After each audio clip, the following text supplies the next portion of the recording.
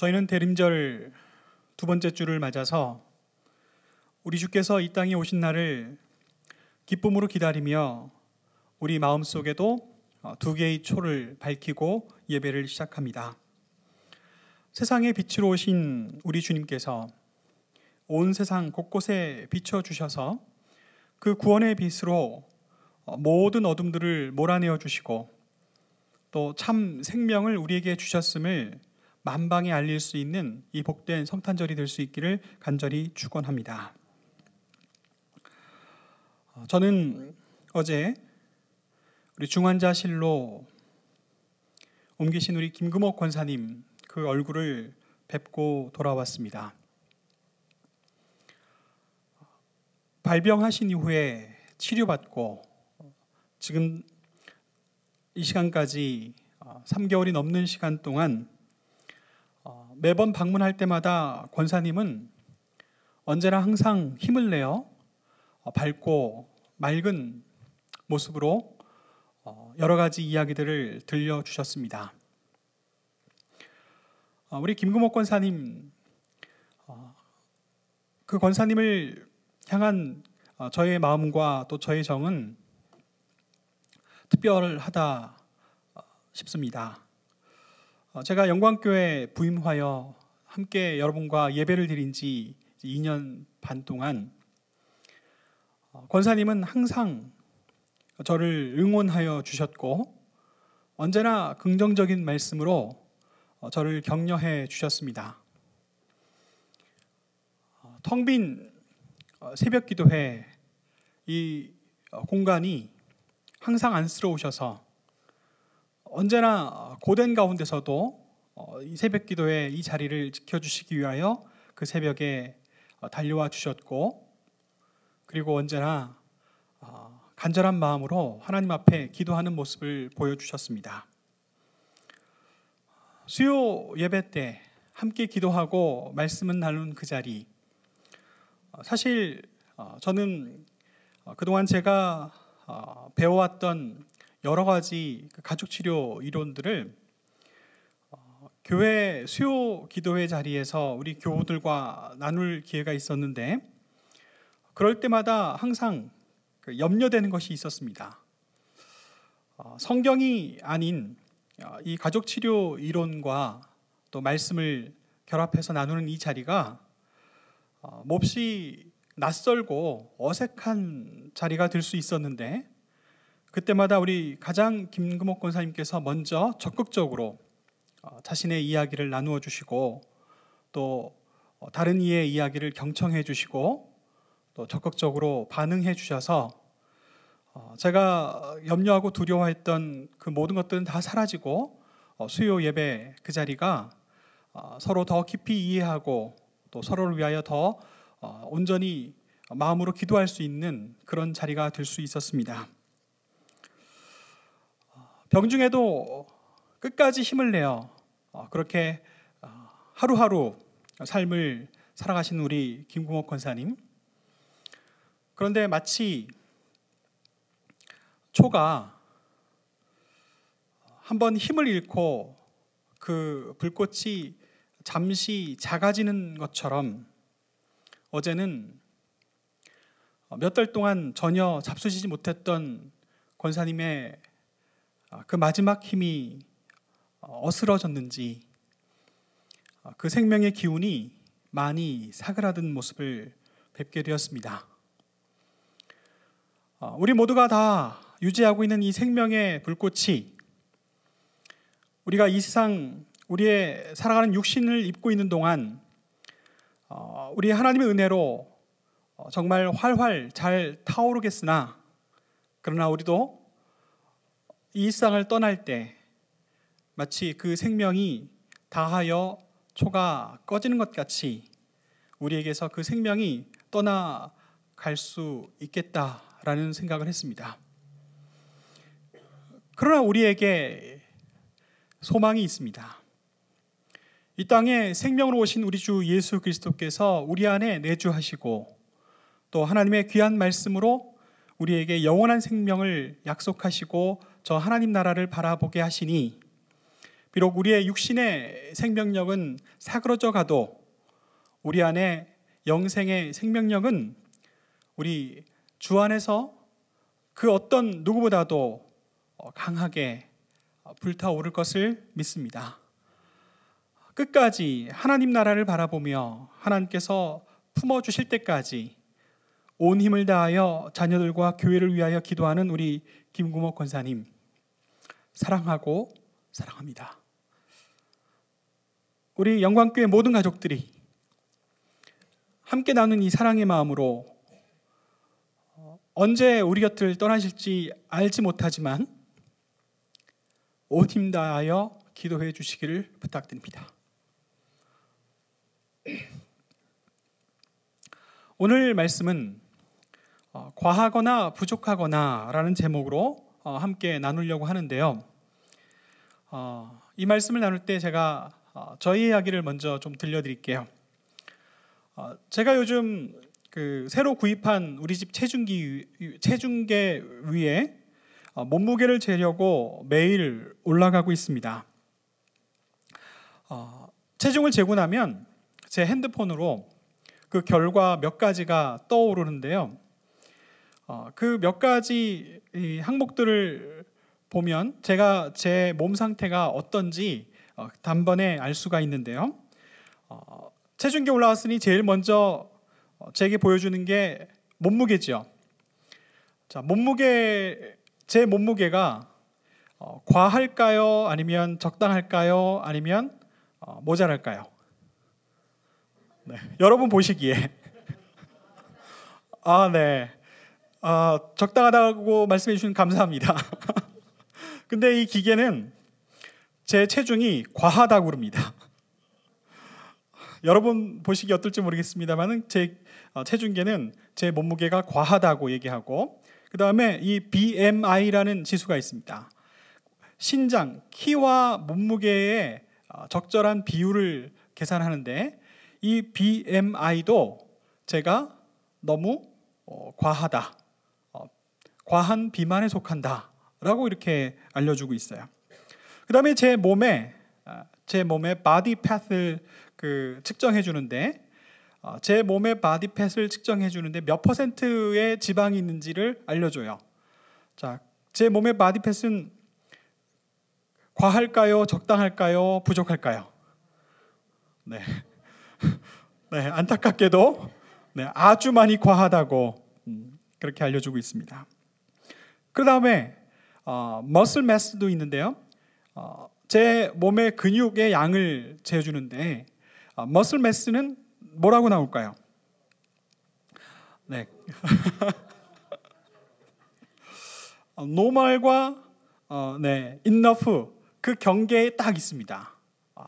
이게 enough에 있으면 참 기쁠 텐데 노멀과 enough 그 사이에 있어요. 그 다음에 제 몸의 간 지방 치수도 재줍니다.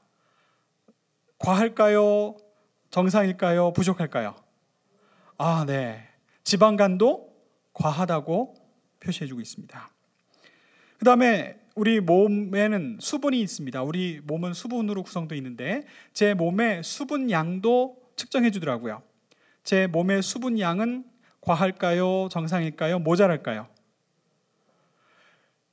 지금까지 모든 게 다 과하다 그랬는데 놀랍게도 제 몸의 수분 양은 low, 부족하다는 거예요. 얼마나 부족하냐면 10% 부족하답니다. 그렇게 나왔어요. 그 다음에 제 몸의 뼈의 무게를 또 재주는데 이 본 매스는 뭐라고 나왔을까요? 네, 노멀과 로우와 노멀 사이에 딱 그 경계에 있더라고요.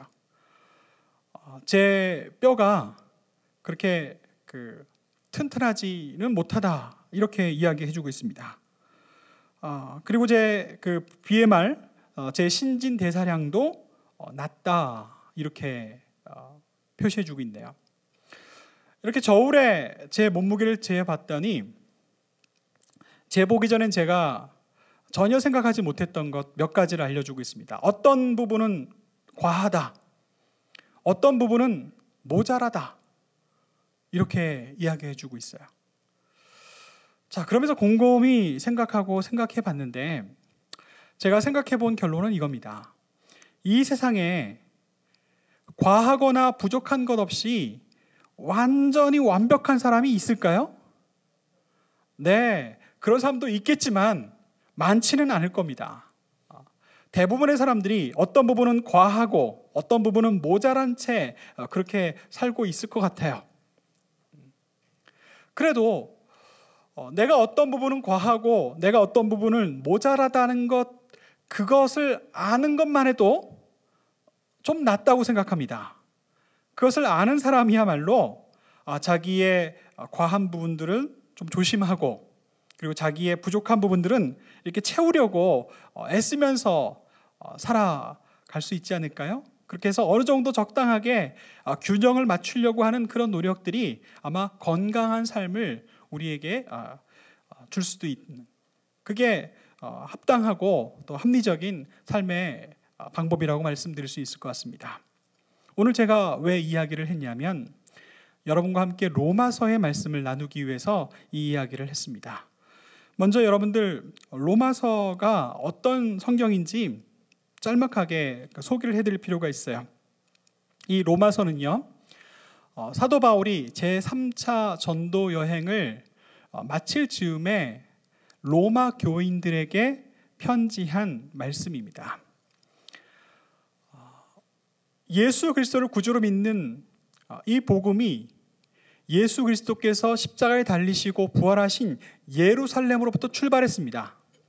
그리고 예수님의 지상 명령에 따라서 예수 믿는 모든 사람들은 구주가 이 세상에 오셨음을 땅끝까지 이르러 전하려고 애를 썼습니다. 그래서 수많은 초대교회 사도들과 신자들은 자신들이 어디를 가든지 예수께서 우리의 구주이심을 선포하였고, 그리고 할 수만 있으면 지금 내가 사는 이곳이 아니라 저 먼 곳까지라도 가서 예수 그리스도께서 구주로 오셨음을 알리려고 애를 썼죠. 그래서 로마 제국이 지배하는 모든 세계에 곳곳에 복음이 전파되었고, 그리고 예루살렘이 아닌, 유다가 아닌 다른 곳에, 다른 도시에 유대인들이 있는, 예수 그리스도를 믿는 유대인들이 있는 모든 곳에서부터 예수 그리스도를 믿는 신앙과 교회가 그곳에서 시작되었습니다. 로마 교회도 그런 교회 중에 하나였습니다. 그 로마 교인들에게 사도 바울이 편지를 쓸 때 이 1장 10절 말씀에 로마 교회에 방문하고 싶습니다 라고 편지하면서 로마 교인들을 만나보고 싶어하는 그의 마음을 전하여 주었죠. 그리고 사도 바울이 로마 교인들을 만난다면 그가 확고하게 고백하는 이 복음을 그들에게 가르쳐보고 싶은 그런 마음이, 소망이 있었다고 말합니다. 왜? 그들 삶에 열매가 맺혀지기를. 그래서 그 로마 교회를 중심으로 저쪽 서바나 쪽으로 주의 복음이 더 강력하게 전파되기를 바라는 그 소망의 마음이 있다고 사도 바울은 로마서 1장에서 기록했어요. 그리고 이 사도 바울이 쓰는 편지를 쓰는 이 정황을 관해서 어느 지점에서 언제 썼는지를 알려주는 몇몇 힌트의 말씀들이 있는데, 이 편지를 쓸 때 사도 바울은 예루살렘 교회를 돕기 위하여 많은 교인들이 헌금한 것을 모아서 예루살렘에 전하려고 가는 그 도중에 고린도에서 로마 교인들을 위하여 편지를 썼다, 이렇게 우리가 알게 되었습니다. 로마 교회에 관하여 좀 말씀을 드려야 될 것 같습니다. 로마 교회는 다른 도시의 모든 교회들과 같이 각각 서로 다른 특징들을 갖고 있었어요. 여러 가지 많은 특징들 중에 저는 두 가지를 여러분들에게 이야기를 해드리고 싶어요. 첫째, 로마 교회는 누구에 의해서 복음을 받아들였고, 그리고 누가 중심이 되어서 이 교회가 성장할 수 있었는가 하는 점입니다. 여기에 대해서는 연구자들이, 학자들이 많은 공부를 했지만 제가 가장 그럴듯하다라고 그리고 초대 문서에 남겨져 있는 증거들과 기록들을 봤을 때 예수님의 제자 베드로가 로마 제국의 한 중심인 로마까지 가서 그곳에서 자신의 피를 흘려 순교할 때까지 그 로마 교회를 위하여 헌신하였다는 것을 우리는 알 수가 있습니다. 그런데 그 로마 교회에 한 가지 해프닝이 일어났어요. 로마 안에 유대인들이 득세하는 것을 못마땅하게 여긴 로마 황제 글라디우스가 유대인 반란을 계기로 삼아서 로마에 사는 모든 유대인들을 다 쫓아냈습니다. 여러분들, 유대인들이 다 쫓겨난 이후에도 로마에는 로마 교회가 있었을까요? 없었을까요? 있었습니다. 어떻게 유대인들이 다 쫓겨났는데도 그 안에 로마 교회가 있었을까요? 열심히 복음을 증거해서 로마에 사는 로마인 그리고 헬라인들이 예수 그리스도를 구주로 영접하고 함께 예배드리고 있었기 때문에 유대인들이 다 쫓겨났음에도 불구하고 로마 안에는 로마 교회가 여전히 예배드리고 복음을 전파할 수 있었습니다. 그리고 시간이 지났습니다. 쫓겨났던 유대인들이 하나둘씩 돌아와서 다시 로마의 터전을 잡고 살아갈 수가 있었는데 그때부터 로마 교회 안에 다른 교회와는 다른 모습이 나타나기 시작했어요. 오늘 저는 그 이야기를 좀 들려드리려고 합니다. 로마 교회 안에도 어떤 부분에 있어서는 좀 과하다, 어떤 부분은 많이 모자라다 하는 이런 부분들이 있었습니다. 그래서 사도 바울은 로마 교인들을 위하여 편지를 쓸 때 그 모습들을 분명하게 얘기하고 싶어 합니다. 사실 누군가가 그 모습을 바라보고 그 모습에 관하여 이야기한다는 것이 사실 쉬운 일은 아니에요. 그리고 사도 바울에게는 약점이 있었습니다. 어떤 약점이 있었냐면 예루살렘 바깥에 있는 수많은 교회 교인들 가운데 사도 바울이 과연 정말 정통성 있는 예수님의 제자냐라는 그런 도전을 했었어요. 로마 교회는 더 심했습니다. 왜냐하면 예수님의 수제자 베드로의 영향력이 강했던 로마 교회였기 때문에 가장 대장인 베드로로부터 우리가 복음을 받았는데 이방인의 사도라고 자처하는 사도 바울은 그는 본래 예수님을 핍박하던 자 아니냐, 그가 예수님에 관하여 뭘 더 알겠느냐라는 그런 비판을 하고 있었기 때문이죠. 그래서 아마 사도 바울은 이 편지를 쓸 때 주저주저 했을 겁니다. 로마 교회가 너무 과해서 문제가 되는 거, 너무 부족해서 문제가 되는 이 이야기를 그냥 덮어두고 지나갈 수도 있었겠죠. 아마 저라면 그런 마음이 더 컸었을 겁니다. 그럼에도 불구하고 사도 바울은 로마 교회의 문제를 그대로 직시하고 로마 교인들의 마음은 아프겠지만 그 이야기를 시작하는데 과연 그들에게 과했던 것은 무엇이었을까요? 유대인들이 로마에서 쫓겨났다가 다시 돌아왔더니 로마 교회의 중심이 이방인 그리스도인들이 되었던 겁니다.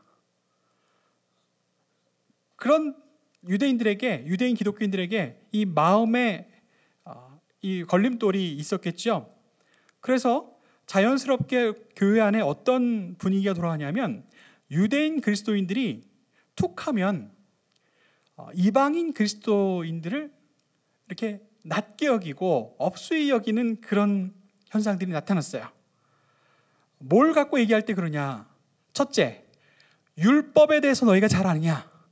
우리 유대인들은 원래 태생으로부터 율법을 잘 아는 사람들이고 너희들은 율법이 뭔지도 모르고 살아왔던 이방인들 아니냐라는 라는 것이 그 이야기였고, 두 번째는 할례였습니다. 모든 유대인들은 그들의 전통에 따라서, 그리고 신앙 고백에 따라서 태어난 모든 아이들, 남자아이들 태어나서 8일 만에 할례를 하죠. 근데 이방인들은요, 그 할례를 꺼리는 문화였습니다. 그러니 함께 예배드리는 성도들 가운데 유대인들은 100% 할례를 받았고 이방인들은 할례를 받지 않았습니다. 그런 상황에서 유대인들이 할례를 지나치게 강조하니 어떤 마음이 들까요? 툭하면 율법에 관해서 더 많이 알고 있다, 우리는 율법 아래 있다 강조하면 할수록 율법을 잘 모르던 이방인들은 아마 마음속에 꺼리낌이 생겼을 겁니다. 그리고 할례를 지나치게 강조하면서 너희도 진짜 그리스도인이 되려면 할례를 받아라, 할례를 해라 이렇게 요구하니 그것도 그 마음에 꺼리낌이 됐을 겁니다. 그런 로마 교회에 사도 바울이 정색을 하고 얘기합니다. 율법과 할례를 지나치게 강조하는 것, 이것이 과연 옳으냐? 그러면서 이 얘기를 해요.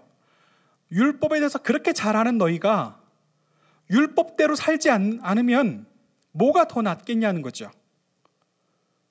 할례를 받았다고 선택된 민족이라고 자랑하는 너희가 모든 이방인들 앞에서 모범이 되지 않으면 그게 무슨 소용이 있겠느냐라고 야단을 치는 거죠. 사도 바울은 직설적으로 얘기합니다. 율법과 할례를 강조함으로써, 지나치게 강조해서 과해서 교회가, 이 복음 안에서 새롭게 된 교회가 어려워질 수 있다라고 강조를 합니다.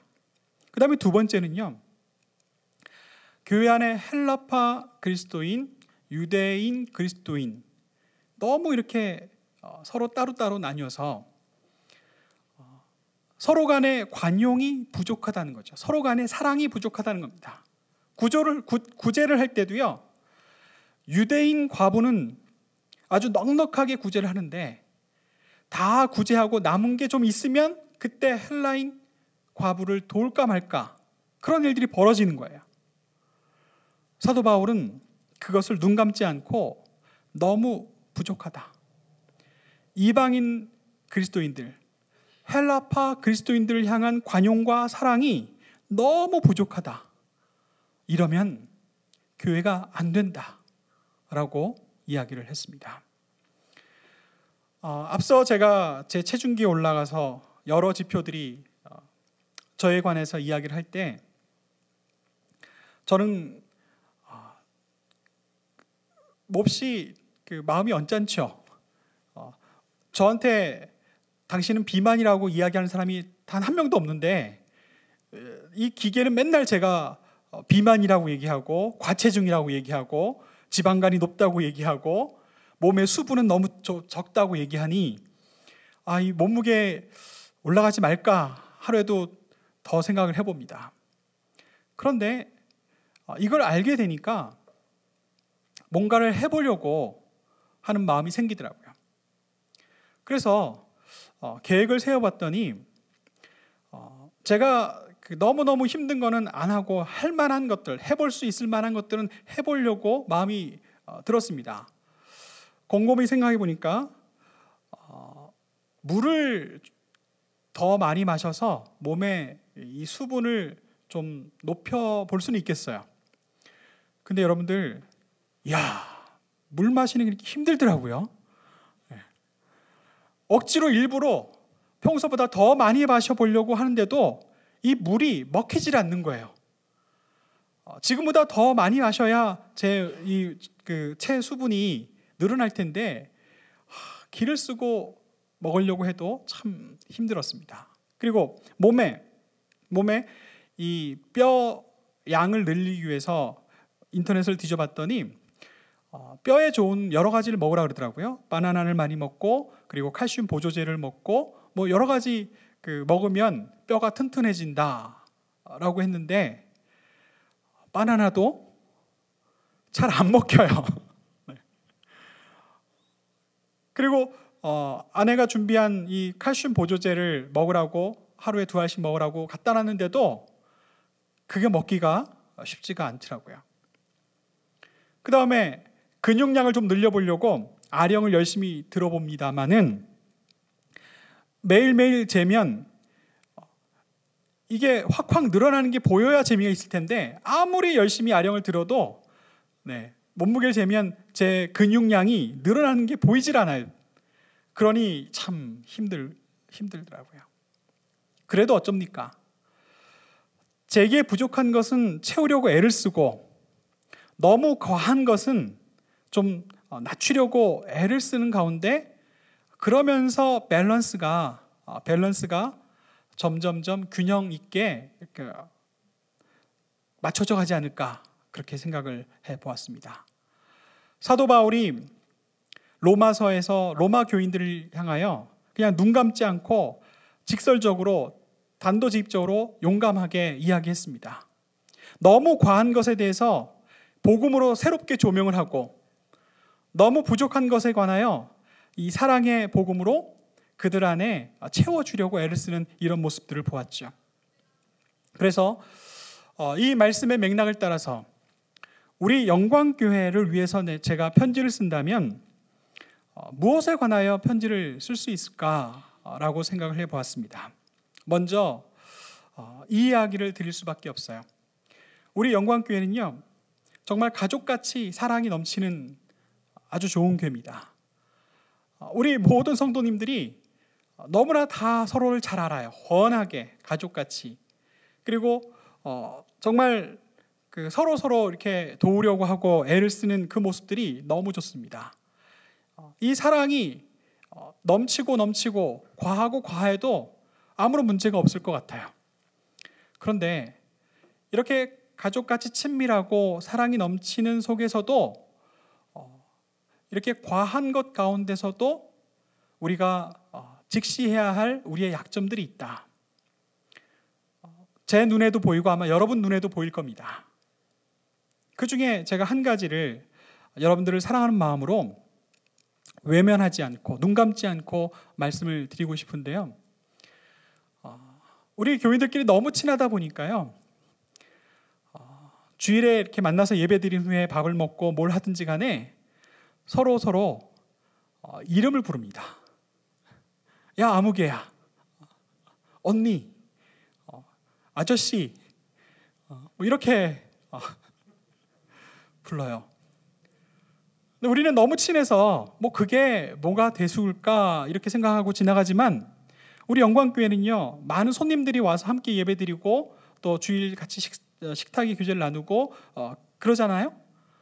그런데 우리 영광교회를 방문하고 함께 예배를 드리고 이렇게 교제하는 그 짧은 순간에 많은 사람들이 우리가 서로 나누는 이 말의 이 교환을 보고 깜짝 놀라는 분들이 있어요.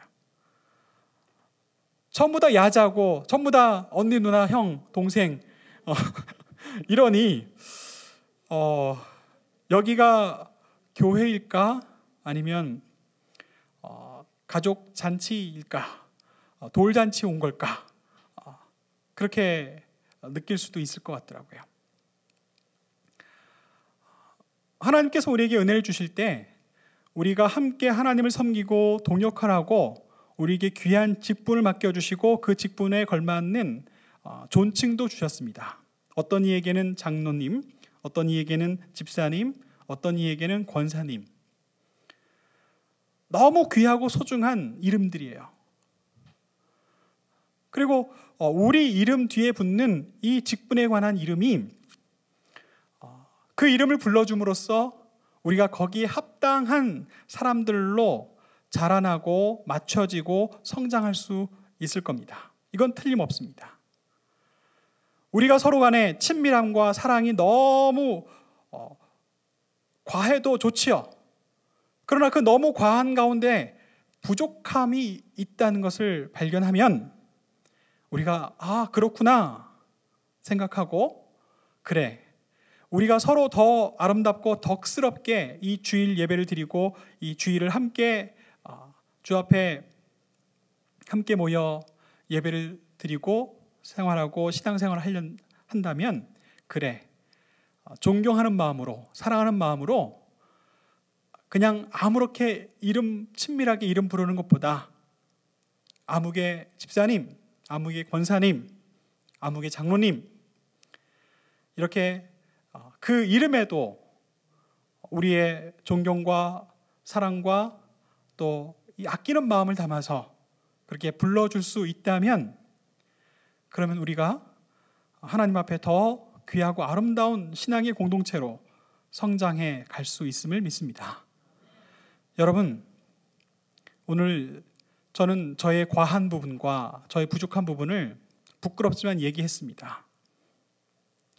그러면서 우리 영광교회 신앙 공동체 안에서 과한 부분과 부족한 부분이 있다면 우리가 그것을 알아차리고 더 아름답고 더 균형 있는 신앙인이 되기 위해서 우리가 어떻게 해야 할지를 고민하고 그것을 실행하기를 바라는 마음으로 이 말씀을 나누었습니다.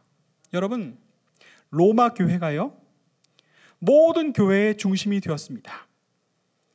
아마 사도 바울의 이 귀한 말씀을 외면했다면, 무시했다면, 하나님의 음성으로 듣지 못했다면 로마 교회는 세계 모든 교회의 중심이 될 수 없었을 겁니다. 우리 사랑의 하나님께서, 은혜의 하나님께서 우리 영광교회를 새롭게 해주시고, 그리고 어디서나 하나님의 영광을 위해, 하나님의 나라를 위하여 귀히 쓰임받는 교회로 이끌어주시고 성장시켜 줄 것을 믿습니다. 기도하겠습니다.